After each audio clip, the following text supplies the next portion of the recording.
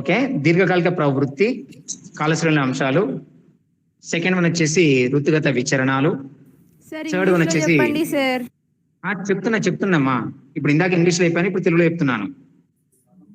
Sir two language చెప్పండి sir, two language లో చెప్పండి. Variations, seasonal variations. Third one cyclical variations. So fourth and last one irregular or random variations. So the first one is completed yesterday, secular trend. Now second one is seasonal variations.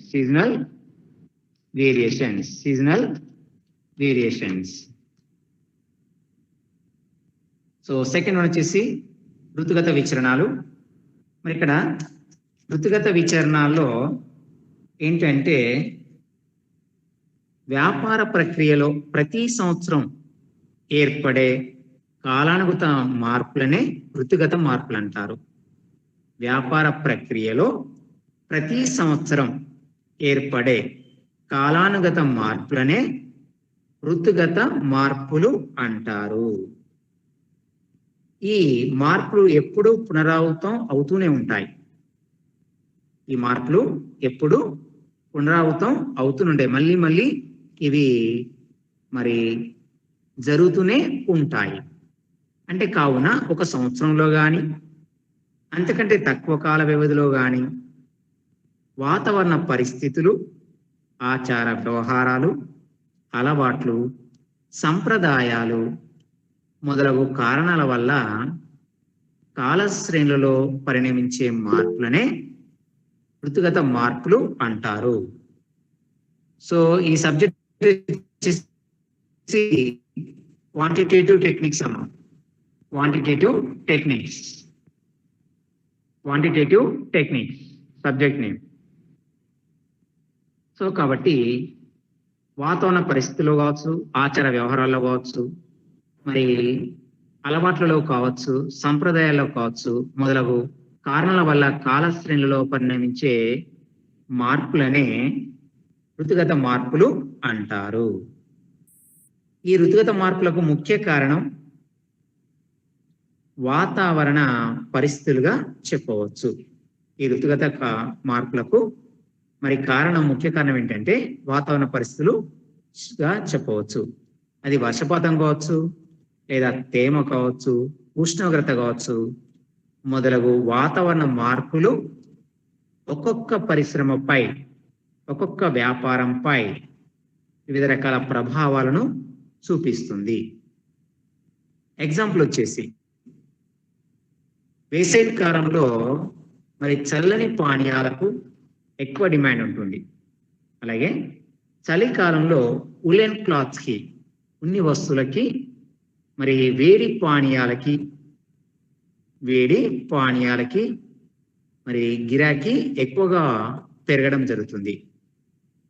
కాలశ్రేణులను ప్రభావితం చేసే వేరొక అంశం ఏంటంటే ప్రజల యొక్క అలవాట్లు, సంప్రదాయాలు, ఆచారాలు మొదలైనవి కూడా చెప్పవచ్చు.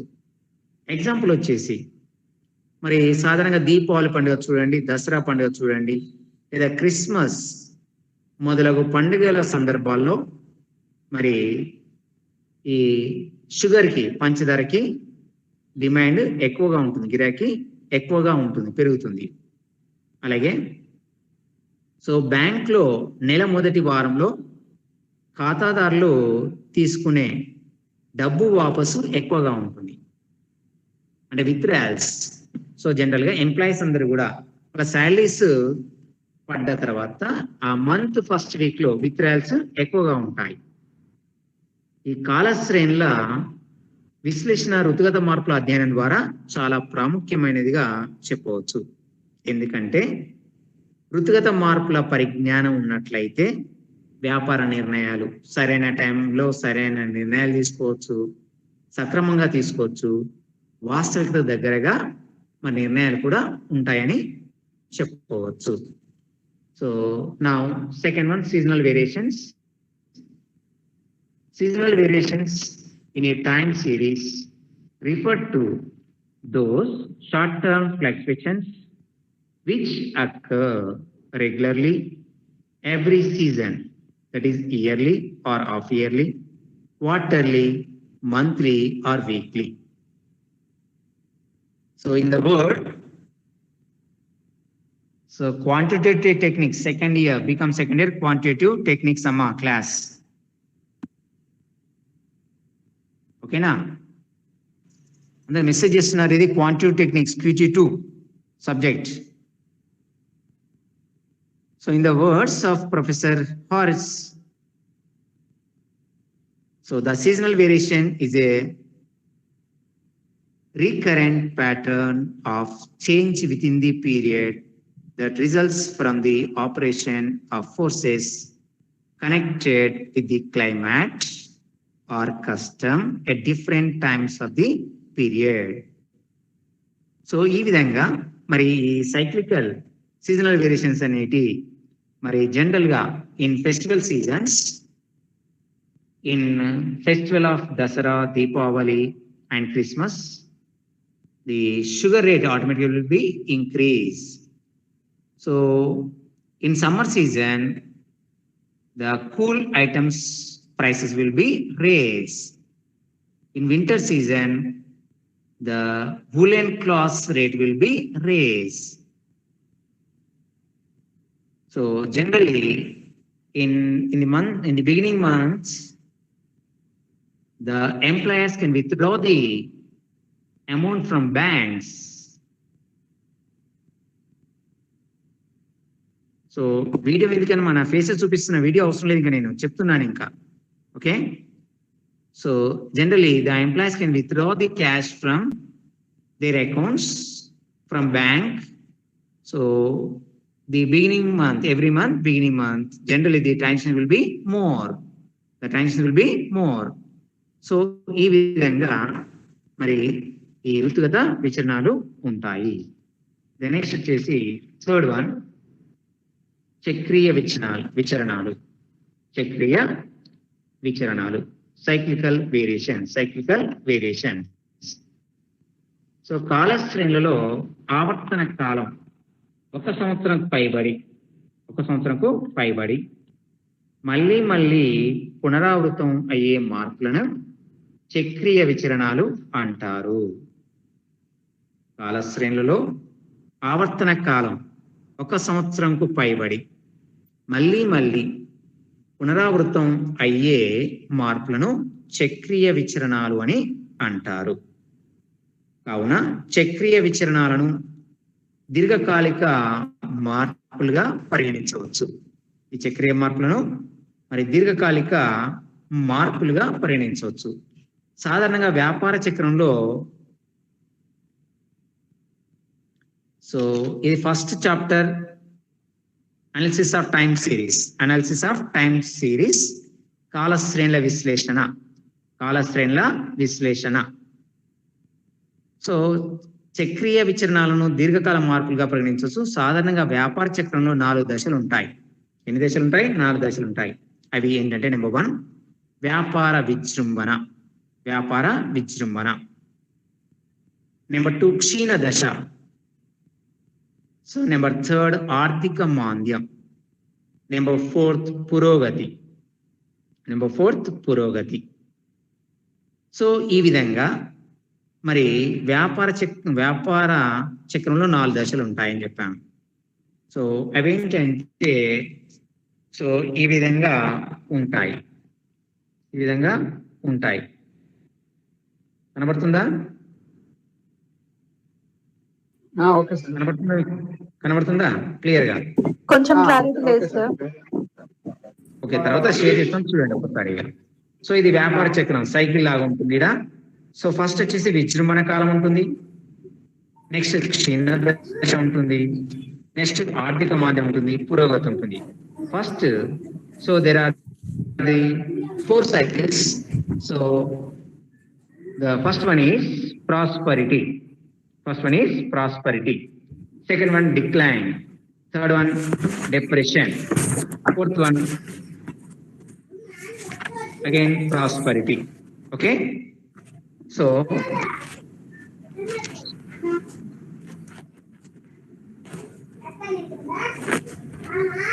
ఈ విధంగా మరి కాలక్రమేణా వ్యాపార చక్రంలో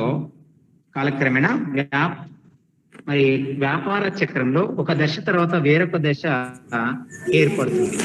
ఒక దశ తర్వాత వేరొక దశ ఏర్పడుతుంది. మీరు మీట్లో పెట్టుకున్న మొబైల్ ఒక్కొక్క దశలో వినియోగదారుల అభిరుచులు, అలవాట్లు, ఫ్యాషన్లు, కొనుగోలు శక్తి, వస్తు డిమాండ్, ధరలు, మార్కెట్ యొక్క పరిస్థితులు వేరువేరుగా ఉంటాయి. ఒక్కొక్క దశలో మరి వినియోగదారుల అభిరుచులు కావచ్చు, అలవాట్లు కావచ్చు, ఫ్యాషన్లు కావచ్చు, కొనుగోలు శక్తి కావచ్చు, అలాగే వస్తు యొక్క డిమాండ్ కావచ్చు, ధరలు కావచ్చు, మార్కెట్ యొక్క పరిస్థితులు కావచ్చు, వేరువేరుగా ఉంటాయి. కావున మరి వ్యాపారపరమైన నిర్ణయాలు తీసుకోవడంలో వ్యాపారవేత్త చక్రీయ మార్పులను అధ్యయనం చేయవలసిన ఆవశ్యకత ఎంతైనా ఉంటుంది. దీని వలన వ్యాపార ప్రక్రియ నిలకడగా ఉండేటట్లు అవసరమైన చర్యలు తీసుకోవడం వీలవుతుంది. నీటిలో పెట్టమ్మా. సో అయితే చక్రీయ మార్పుల అధ్యయన ఆవశ్యకత ఉన్నను మార్పుల విశ్లేషణ సక్రమంగా జరగకపోవచ్చు.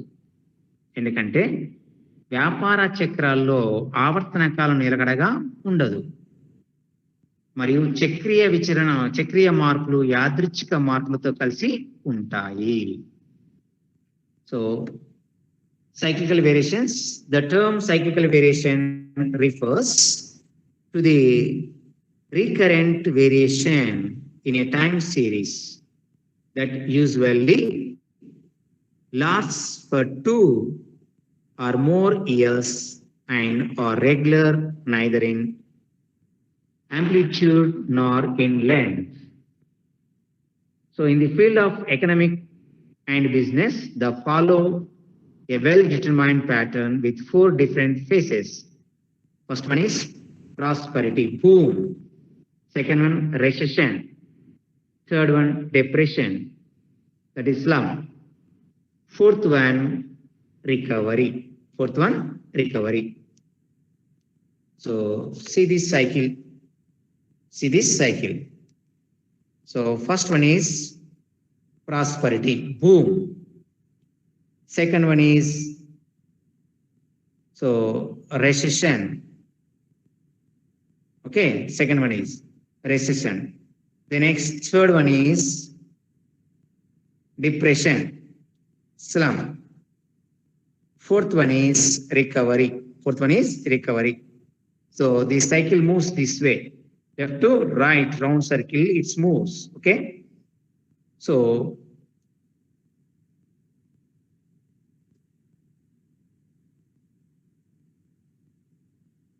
in the prosperity phase, as we know,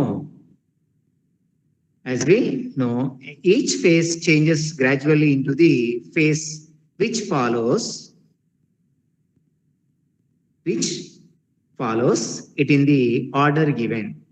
In the prosperity phase, as we know, business prosper, prices go up, and profits are multiplied.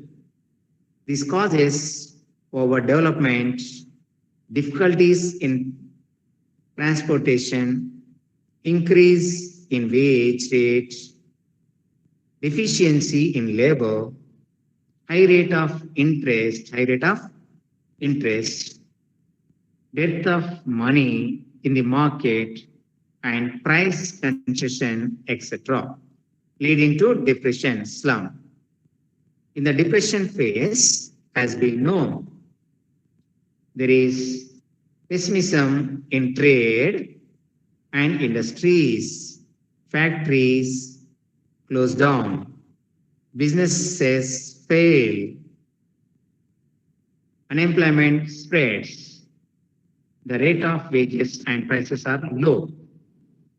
This causes idleness of money, availability of money at low interest, increase in demand for goods and services characterized by the situation of recovery, which ultimately leads to prosperity or boom. This is the cycle. So business cycle. The next one and fourth one, నాలుగో రకం ఏంటంటే క్రమరహిత విచరణాలు. క్రమరహిత విచరణాలు వ్యాపార ప్రక్రియలో అనుకోని సంఘటనల వలన ఏర్పడే మార్పులనే క్రమరహిత విచరణాలు అంటారు. వ్యాపార ప్రక్రియలో అనుకోని సంఘటనల వలన ఏర్పడే మార్పులనే క్రమరహిత విచరణాలు లేదా మార్పులు అంటారు. ఇలాంటి మార్పులను ప్రభావితం చేసే సంఘటనలు సాధారణంగా ఏంటంటే అనుకోని జరుగుతాయి. వరదలు రావడం, భూకంపాలు రావడం, యుద్ధాలు సంభవించడం, సమ్మెలు జరగడం, లాకౌట్లు జరగడం మొదలైనవి. సో మొన్ననే చైనాలో మరి అనుకోని వరదలు సంబంధించి చాలా మరి నష్టం జరిగింది. ఇలాంటి కారణాలు, అనుకోని సంఘటనల వలన ఏర్పడే మార్పులనే క్రమరహిత మార్పులు అని అంటారు. సో మరి యుద్ధాలు సంభవించినప్పుడు, వరదలు సంభవించినప్పుడు, భూకంపాలు సంభవించినప్పుడు, సమ్మెలు సంభవించినప్పుడు, లాకౌట్లు జరిగినప్పుడు ఈ మార్పులు జరగడం సహజం. కావున క్రమరహిత విచరణాలను పరిశీలకులు సులభంగా మరి ఊహించలేరు. మరి ఇది జరుగుతుందని అనుకోరు ఎవరైనా కూడా. మరి కాలశ్రేణుల విశ్లేషణలో చక్రీయ విచరణాలను, క్రమరహిత విచరణాలను విడదీయడం సుమారుగా కష్టతరమే అవుతుంది. చక్రీయ విచరణాలను కావచ్చు లేదా క్రమరహిత విచరణలు కావచ్చు, రెండింటిని వీటిని కాలశ్రేణులలో వీటిని విడదీయడం అనేది చాలా కష్టతరం. కావున కాలశ్రేణుల విశ్లేషణలో ప్రవృత్తి, ఋతుగత మార్పులను వేరుపరిచి మిగిలిన విచరణాల ప్రభావంను అధ్యయనం చేయడం కోసం గాను పరిశీలకులు ప్రయత్నాలు చేస్తున్నారు.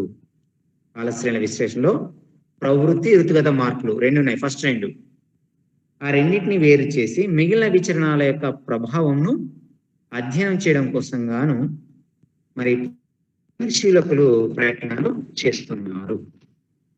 As the name, the next heading, fourth one, irregular variations. As the name suggests, these variations are of irregular and indefinite pattern. They do not repeat in any definite pattern. So they are generally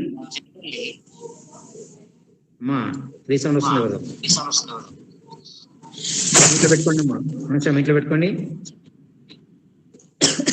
They are generally mixed up with seasonal and cyclical variations.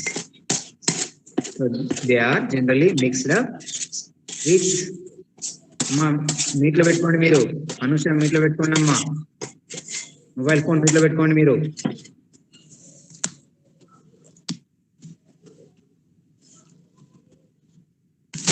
So అమ్మా మీరు మీట్లో పెట్టుకోండి. Anusha phone మీట్లో పెట్టండి అమ్మా, disturb అవుతుంది. They are generally mixed up with seasonal and cyclical variations and are caused by purely accidental and random factors like earthquakes, floods, famines, wars, strikes, lockdowns, lockouts, epidemics, and revolutions, etc.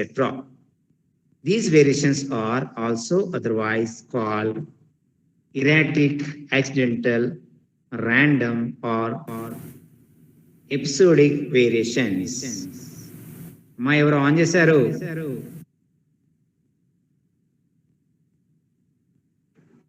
They include all types of variations in a time series which are not attributable to trend, seasonal or cyclical fluctuations. So these are the components of time series. ఇవి కాలశ్రేణిలోని అంశాలు. Now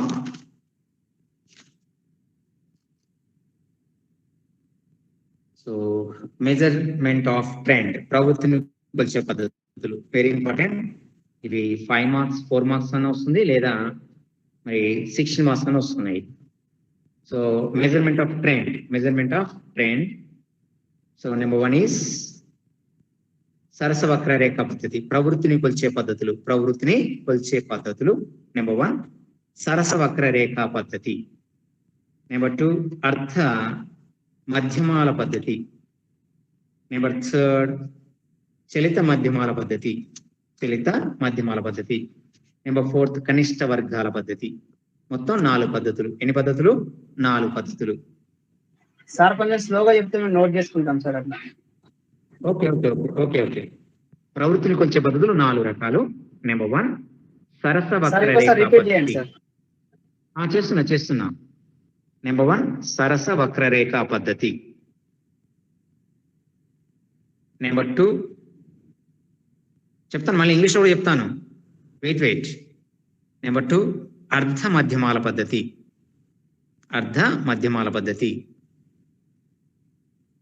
number 3 చలిత మధ్యమాల పద్ధతి.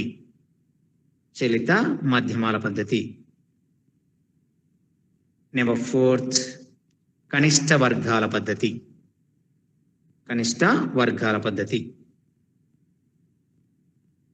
First 2 methods 4 marks వస్తాయి. Second 2 methods 16 marks వస్తాయి. దాంట్లో 4th compulsory వస్తుంది. 4th method కనిష్ట వర్గాల పద్ధతి.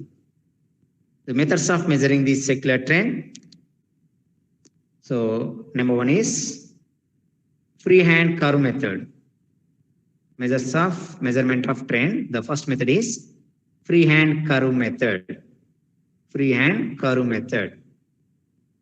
Second one, semi-average method. Third one, moving average method. Fourth one, method of least squares. First 2 will come for 4 marks. Second 2 methods will come for 16 marks. The fourth one, must and should will come for 16 marks. Fourth method. Okay, we'll go to the detail. Sir, So, fourth one by one method. Come on, tell me. last fourth one ఒక్కటి చెప్పండి. So కనిష్ట వర్గాల పద్ధతి. Least square method of least squares. Now first method.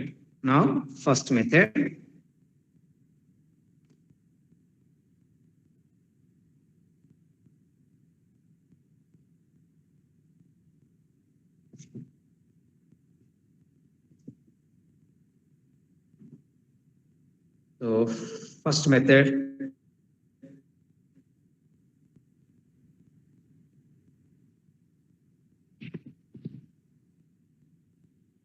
First one కనిష్ట వర్గాల పద్ధతి. కనబడుతుందా మీకు? కనబడుతుందా? లేదు సార్, లేదు. కనబడట్లేదా? No, sir. ఒక్క నిమిషం. క్లారిటీ లేదు సార్, అంత బ్లర్ వస్తుంది. బ్లర్ వస్తుందా? ఇప్పుడు క్లారిటీ ఉందా? No, sir. sir.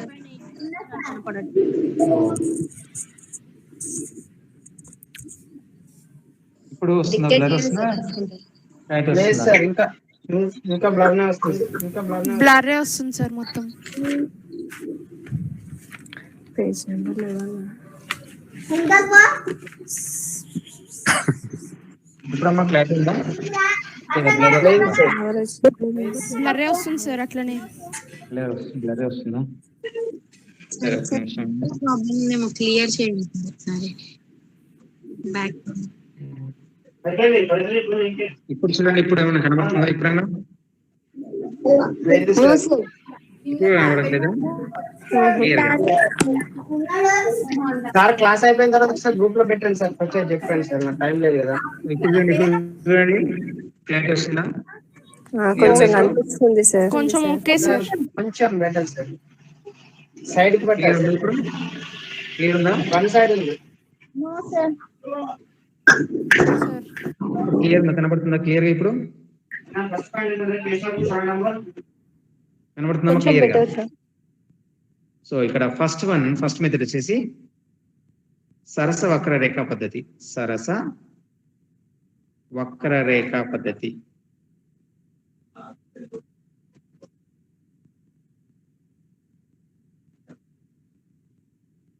So free hand curve method. Free hand కనబడుతుందా క్లియర్ గా?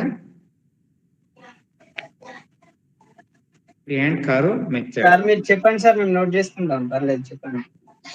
Free hand curve method diagram. ఇప్పుడు కనబడట్లేదా క్లియర్ గా? ఇప్పుడైనా ఓకే సార్.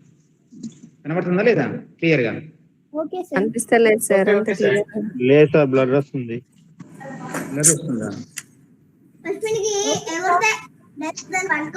డిక్టేట్ చేయండి సార్, రాసుకుంటాం మేము. సో చెప్తే ద గివెన్ డేటా చూడండి ఒకసారి. ద గివెన్ డేటా ఇప్పుడు కనబడుతుంది క్లారిటీగా? ఓకే సార్, క్లియర్ కనబడుతుంది కదా? So this data will gives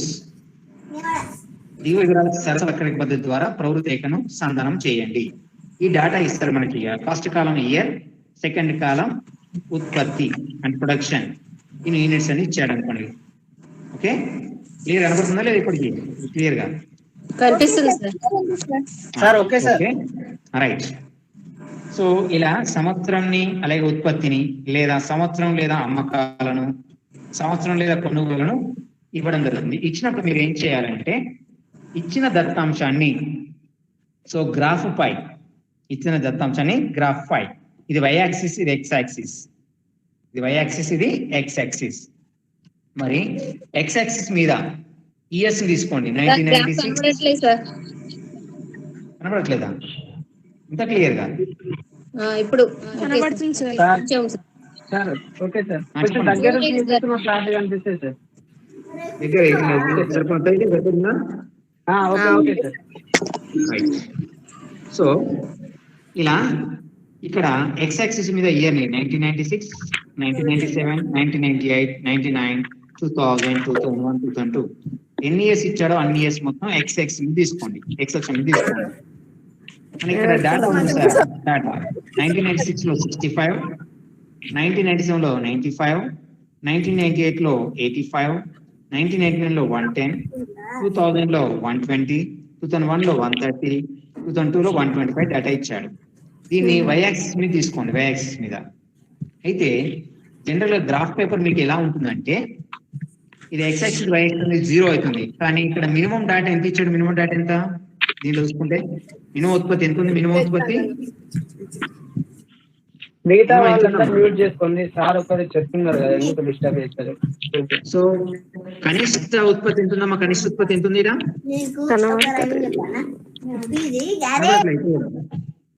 కనపడట్లేదు. కనిష్ట ఉత్పత్తి ఎంత ఉంది ఇప్పుడు? సార్ క్లియర్ లేదు సార్. ఇప్పుడు కూడా క్లియర్ లేదా? అసలు కంప్లీట్ బ్లర్. నాకు క్లియర్ కనపడుతుంది మరి, మాకు ఇక్కడ క్లియర్ గా మరి నాకైతే. సార్ ఓకే సార్, నా ఓకే సార్ చెప్పండి. సో కనిష్ట విలువ ఎంత ఉంది? కనిష్ట విలువ ఎంత ఉంది ఈ డేటాలో? 65 ఉంది. ఎంత ఉంది? 65 ఉంది. చూసారా? 65. సో ఏం చేయాలంటే మీరు గ్రాఫ్ మరి y యాక్సిస్ మీద ఇక్కడ 5, 10, 20, 30, 40 తీసుకుంటూ వెళ్ళిపోతారు కదా. మరి గ్రాఫ్ చాలా చిన్నగా ఉంటుంది, వాల్యూస్ మాత్రం చాలా పెద్దగా ఉన్నాయి. కాబట్టి మీరు ఏం చేయాలంటే లీస్ట్ డేటా ఎక్కడైతే ఉంటుందో, లీస్ట్ డేటా దగ్గర ఇక్కడ 5, 10, 20, ఇప్పుడు లీస్ట్ ఎంత 60 ఉంది. ఆ 60 దగ్గర ఇక్కడ కట్ చేసేయండి గ్రాఫ్ ని మీరు. అంటే దీని అర్థం ఏంటంటే ఇక్కడ నుండి ఇక్కడ వరకు ఆల్రెడీ 60 అయిపోయినాయి అన్నట్టు, రాయకుండా పర్వాలేదు రాసినట్టు అనుకొని దీన్ని కట్ చేసేయండి. సో ఇలా కట్ చేసేయండి. ఓకేనా? Okay sir. సో తర్వాత ఏం చేయాలంటే మీరు ఇప్పుడు 1996 లో డేటా ఎంత ఉంది? 65. 1996 కి ఎదురుగా 65 దగ్గర ఒక డాట్ తీసుకోండి. 65 దగ్గర ఒక డాట్ తీసుకోండి. ఇలా డాట్ తీసుకోండి 65 దగ్గర. అలాగే 1997 ఎదురుగా మరొక డాట్ తీసుకోండి. ఎంత డేటా ఉందో అంత. 1997 కి ఎంత ఉంది డేటా? 95. సో 95 దగ్గర ఒక డాట్ తీసుకోండి. ఇక్కడ డాట్. అలాగే మన 1998 కి ఎదురుగా డేటా ఎంత ఉంది ఇక్కడ మనకి? 85. సో 85 దగ్గర అంటే ఇలా 1998 ఇటు 85 రెండు చూసుకోండి. సో 85 దగ్గర ఒక డాట్ తీసుకోండి ఇంకా. ఓకేనా? సో అలాగే 1999 దగ్గర ఎంత ఉంది డేటా? 1999 దగ్గర 110 ఉంది. సో 110 దగ్గర మీరు మరొక డాట్ తీసుకోండి ఇంకా. సో అలాగే 2000 దగ్గర వాల్యూ 120 ఉంది. 2000 దగ్గర 120 దగ్గర ఒక డాట్ తీసుకోండి. అలాగే 2001 దగ్గర 130 ఉంది.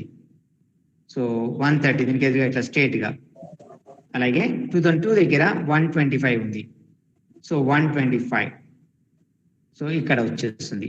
ఇలా మరి ఈ డాట్స్ పెట్టిన తర్వాత ఈ డాట్స్ టచ్ చేస్తూ ఒక లైన్ డ్రా చేయండి. ఒక లైన్ ని డ్రా చేయండి. దీన్నే మరి యాక్చువల్ డాటా కర్వ్ అంటారు. యాక్చువల్ డాటా కర్వ్, అసలు దత్తాంశ రేఖ అంటారు దీన్ని. ఓకేనా? దీన్ని ఏమంటారు? అసలు దత్తాంశ రేఖ అంటారు. అయితే మరి ఈ డాటా మరి కొంత పైకి ఉన్నాయి, కొన్ని కిందికి ఉన్నాయి. కాబట్టి మధ్యస్థంగా అప్రాక్సిమేట్లీ ఎగ్జాక్ట్లీ కాకుండా మధ్యస్థంగా ఒక లైన్ డ్రా చేయాలి ఇలా.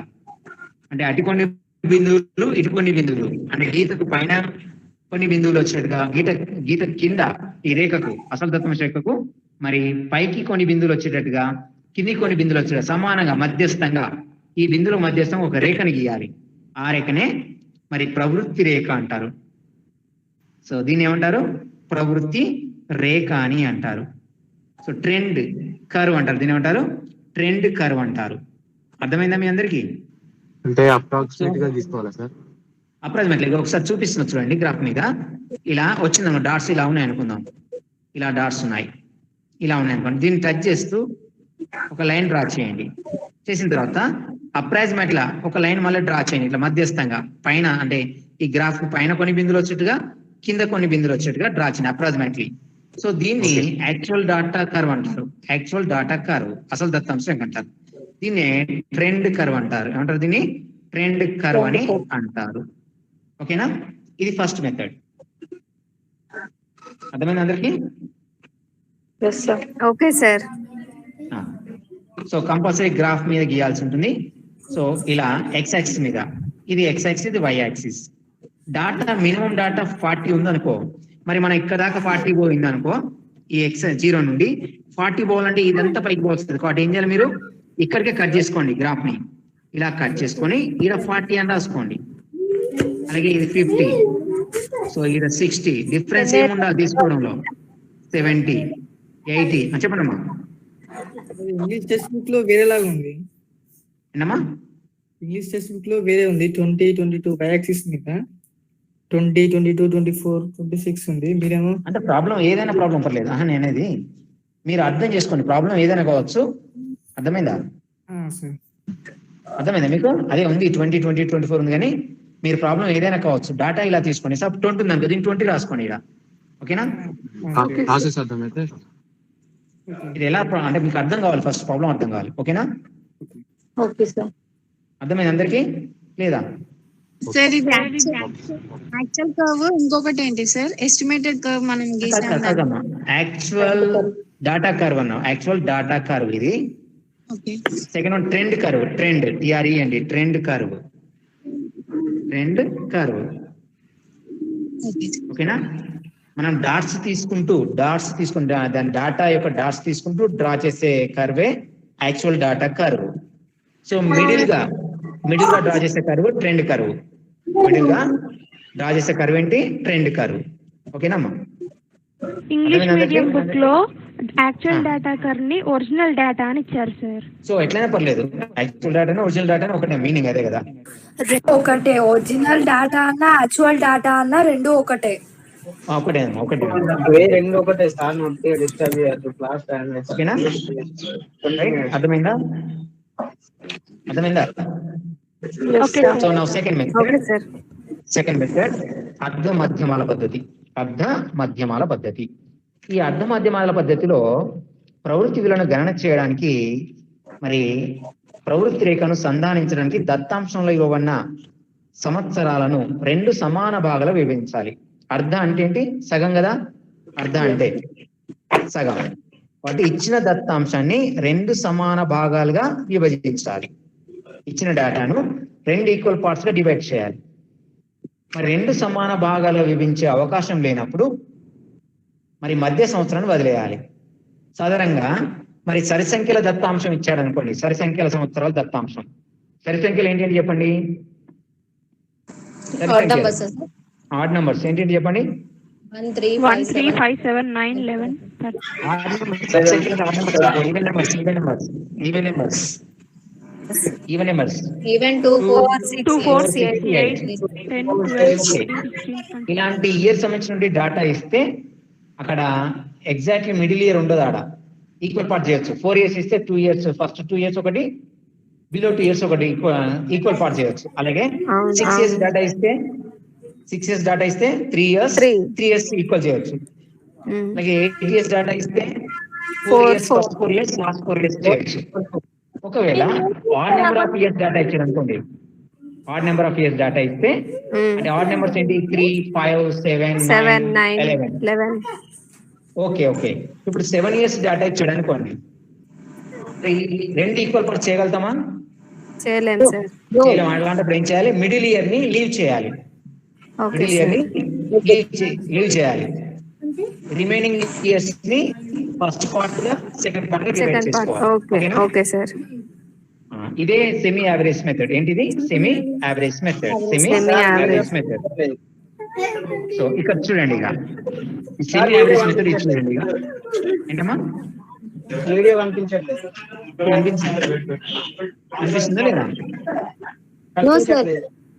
కనిపించట్లేదా సార్? ఒకసారి బ్యాక్ సైడ్ కెమెరాని క్లీన్ చేయండి సార్. బ్యాక్ సైడ్ ఒక్క నిమిషం. మళ్ళీ కెమెరా కాన్స్టెంట్ గా ఉంటే ఏం కాదు సార్. ఇప్పుడు కనబడుతుంది లేదు, అసలు కెమెరా ఆన్ లో లేదు సార్. మీది కొంచెం బెటర్ సార్. కెమెరా ఆన్ లేదా? నెట్వర్క్ కరెక్ట్ ఉండకపోతే బ్లర్ గానే కనిపిస్తుంది. ఓకేనా? కనబడుతుందా ఇప్పుడు? బుజ్జి కనబడుతుందమ్మా? లేదు సార్.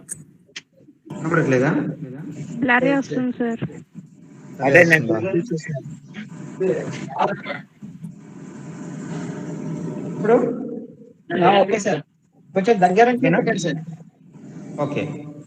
సో ఇక్కడ చూడండి, మనకి ఎన్ని ఇయర్స్ డేటా ఉంది చూడండి? 1 2 3 4 5 6 ఇయర్స్. అంతేనా? 6 ఇయర్స్ ఇచ్చాడు కాబట్టి మరి 6 ఇయర్స్ డేటాని మనము 3 ఇయర్స్ ఫస్ట్ పార్ట్ గా, రిమైనింగ్ 3 ఇయర్స్ సెకండ్ పార్ట్ గా డివైడ్ చేయొచ్చు కదా. సో వినపడలేదా? First 3 years, second 3 years. First 3 years ఏం చేయాలంటే 1995 96 97. మరి దీంట్లో మిడిల్ ఇయర్, దీంట్లో మిడిల్ ఇయర్ 1996. అవునా? సో 1996 మిడిల్ ఇయర్ కి ఎదురుగా ఏం చేయాలంటే ఇవి టోటల్ చేయాలి. 70 + 80 + 90. 70 + 80 ఎంత? 150. 150 + 90 ఎంత? 240.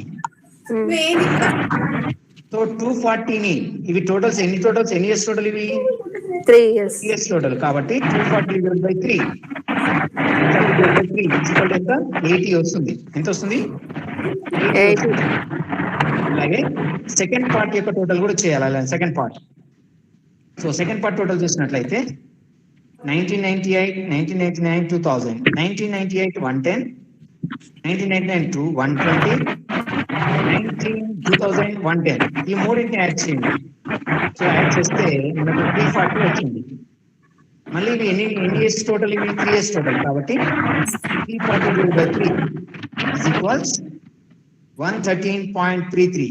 113.33. ఓకేనా? ఇప్పుడు దీన్ని గ్రాఫ్ మీద చూపించాలి. మనం దీన్ని గ్రాఫ్ మీద చూపించాలి. గ్రాఫ్ మీద. సో గ్రాఫ్ మీద చూపించేటప్పుడు లీస్ట్ వాల్యూ ఎంత ఉంది? 70 ఉంది. లీస్ట్ వాల్యూ ఎంత ఉంది? 70 ఉంది. చూడండి, లీస్ట్ వాల్యూ ఎంత ఉంది? 70 ఉంది లీస్ట్ వాల్యూ. ఓకేనా? మరి ఇక్కడ గ్రాఫ్ మీద మనం తీసుకునేటప్పుడు ఎక్స్ యాక్సిస్ మీద ఇయర్స్ ని, వై యాక్సిస్ మీద మరి ఇచ్చినటువంటి అమ్మకాలు కావచ్చు, సేల్స్ కావచ్చు, పర్చేస్ కావచ్చు, లేదా ఇంకేమైనా కావచ్చు, తీసుకోవాల్సి ఉంటుంది వై యాక్సిస్ మీద. ఇక్కడ మరి ఈ ఎక్స్ యాక్సిస్ మీద ఇయర్స్ ని 1995, 96, 97, 98, 99, 2000. వై యాక్సిస్ మీద ఇచ్చిన డేటా మనకి 5, 10 ఉంటే ఇక్కడే తీసుకునే వాళ్ళం, కానీ 70 ఉంది మనకి. సో 70 ఉన్నప్పుడు ఏం చేయాలంటే మళ్ళీ మనం 70 తీసుకొని అక్కడ కట్ చేయాలి, సేమ్ ఇలానే ఇందాక కట్ చేసిన మాదిరిగానే. చూడండి, ఇలా డ్రా చేసిన తర్వాత ఇది ఎక్స్ యాక్సిస్, ఇది వై యాక్సిస్. మరి ఇక్కడ జనరల్ మనం డిఫరెన్స్ 5, 10 తీసుకుందాం అనుకో, మరి గ్రాఫ్ ఎక్కడికో వెళ్ళిపోతుంది.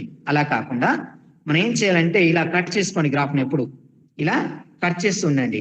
కట్ చేసి దీన్నే లీస్ట్ డేటా ఇచ్చాడు, 70 ఇచ్చాడు, 70 తీసుకోండి.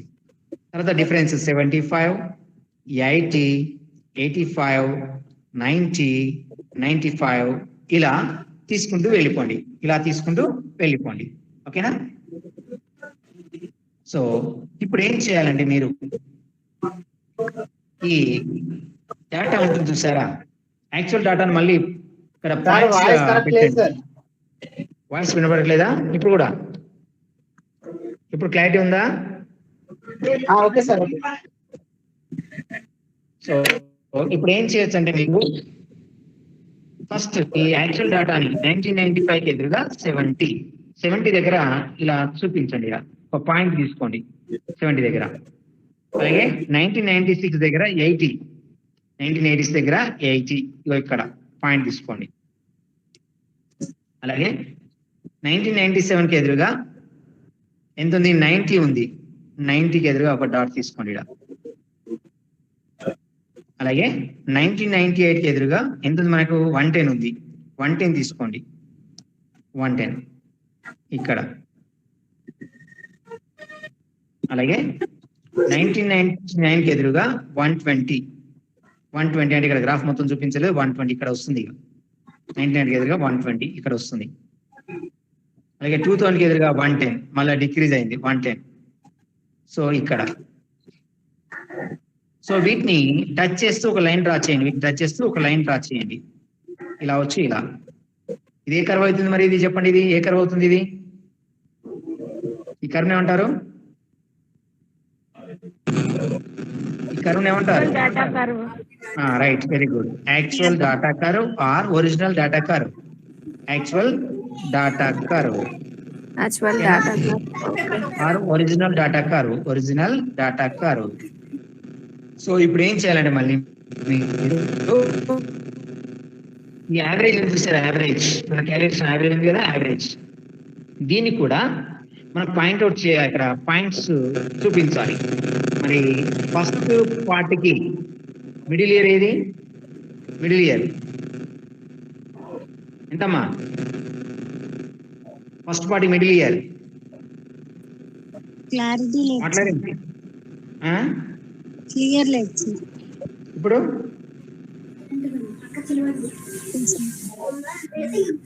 1996 యావరేజ్ ఎంత వచ్చింది? 80 వచ్చింది. సో 1996 కి ఎదురుగా యావరేజ్ 80 వచ్చింది. సో 80 దగ్గర ఒక పాయింట్ తీసుకోండి, 80. అలాగే సెకండ్ పార్ట్ లో మిడిల్ ఇయర్ 1999.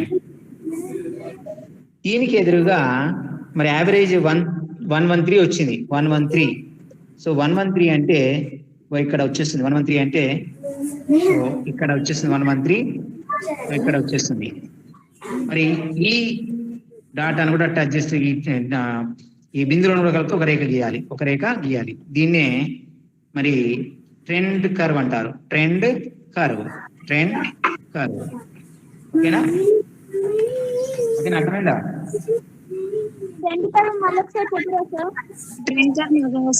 సో యావరేజ్ ఉన్నాయి కదా, ఫస్ట్ యావరేజ్, సెకండ్ యావరేజ్ ఉంది కదా.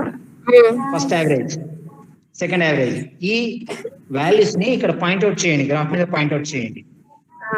సో పాయింట్అవుట్ ఫస్ట్ పార్ట్ కి ఎదురుగా మిడిల్ ఇయర్ ఇది 1996, యావరేజ్ ఇక్కడ వేయండి. సెకండ్ దాంట్లో మిడిల్ ఇయర్ ఏది 1999, దీనికి ఎదురుగా వాల్యూ ఎంత అక్కడ డాట్ తీసుకోండి. ఈ రెండింటిని డాట్స్ టచ్ చేస్తూ ఒక లైన్ డ్రా చేయండి. దాన్ని ట్రెండ్ కర్వ్ అంటారు. దాన్ని స్ట్రైట్ లైనా సార్?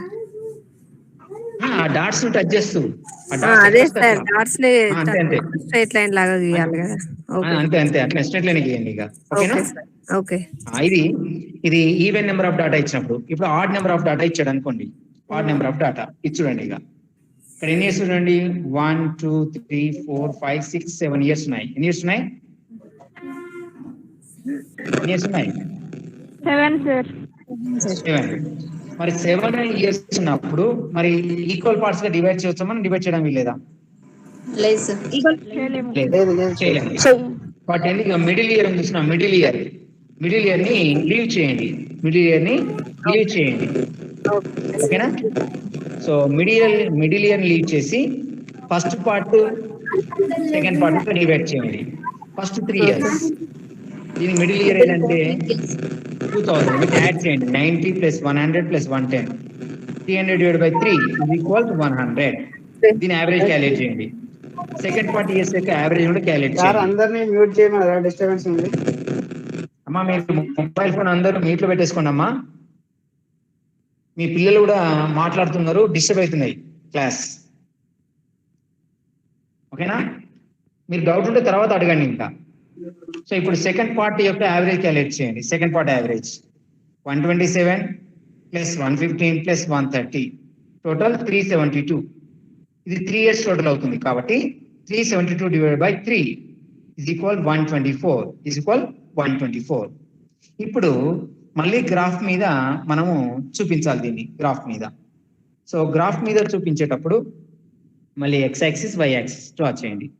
ఇది y యాక్సిస్, ఇది x axis. So least value ఇక్కడ ఏంటంటే ఎంత ఇచ్చాడంటే లీస్ట్ వాల్యూ 90 ఇచ్చాడు. లీస్ట్ వాల్యూ 90 ఇచ్చాడు. మరి లీస్ట్ వాల్యూ 90 ఇచ్చాడు కాబట్టి దీన్ని ఏం చేయాలంటే మళ్ళీ మనము గ్రాఫ్ ని కట్ చేసుకోవాలి. ఇలా కట్ చేసుకొని ఇక్కడ 90 రాసుకోండి లీస్ట్ వాల్యూ. ఆ తర్వాత డిఫరెన్స్ 90, తర్వాత 100, 110, 10 డిఫరెన్స్ తీసుకోండి. నెక్స్ట్ 120, 130, 140. సో ఇలా సో ఆన్. ఎంతవరకు అయితే అంతవరకు డాటా ఇచ్చిన ప్రకారం. ఎక్స్ యాక్సిస్ మీద ఇయర్స్ చూపించండి. ఇయర్స్. సో మనకి ఇచ్చిన ఇయర్స్ 1999, 2000, 2001, 2002, 2003, 2004, 2005 ఇలా ఇయర్స్ తీసుకోండి ఎక్స్ యాక్సిస్ మీద.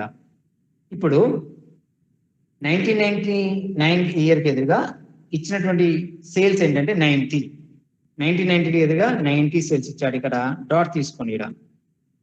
అలాగే 2000కి ఎదురుగా 100 ఇచ్చాడు. 2000 ఎదురుగా 100 ఇక్కడ డాట్ తీసుకోండి.